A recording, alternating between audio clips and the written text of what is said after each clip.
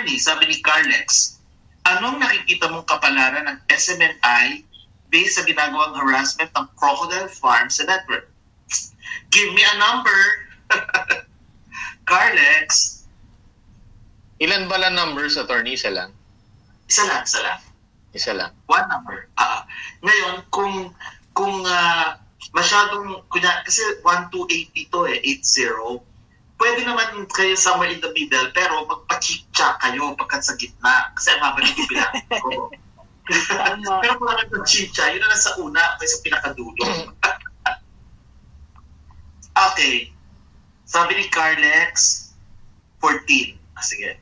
1, 2, 3, 4, 5, 6, 7, 8, 9, 10, 11, 12, 13, 14. Oh, ano yung tanong niya? Kapalaran ng SMNI.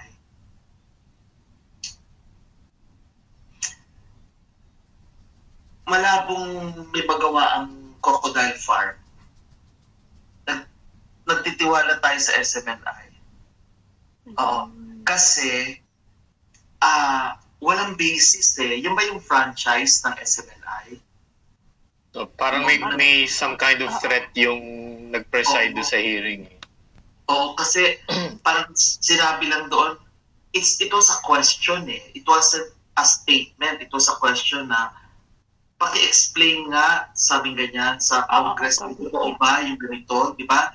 Tinatanong, so it's not saying na definitive. Hindi siya declaratory. Hindi siya accusation. Question talaga siya. Oo. Kaya nga walang basis para sabihin na may violation. In case na ipipilit pa rin ng Congress yun, SMNI can go to court. Kasi wala namang basis eh.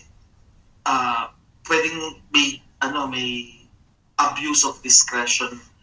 Ayan, lumalabas. Trust.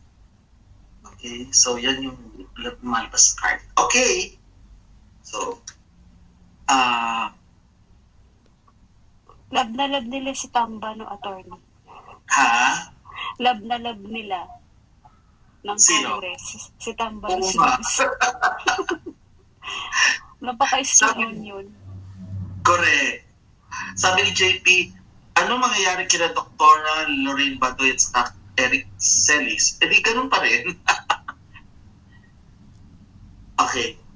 Malicious daw ang tanong. Sila nagbibigay ng kulay, di ba? Hindi na, a question is a question. It's not an accusation. It's not even fake news.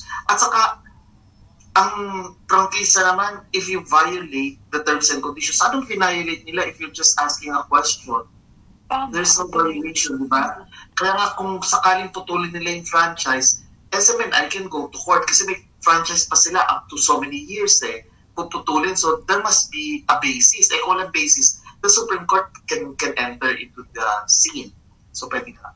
Ito, sige, number 6 daw, sabi ni JP Camerino, 1, 2, 3, 4, 5, 6. Ito yung tungkol kay Lorraine Batoy and Eric Celis.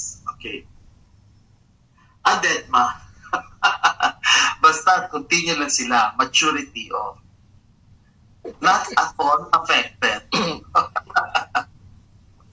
Adetma lang sila. Care, parang sinasabi nila sa Crocodile Farm, care ko. Parang okay. At saka iba yung opinion ng isang newscaster sa network. Kaya nga ang network lagi sila may nilalagay, di ba? Ang opinion ng mga host, disclaimer lagi. So, alam nga may-associate mo sa network yun.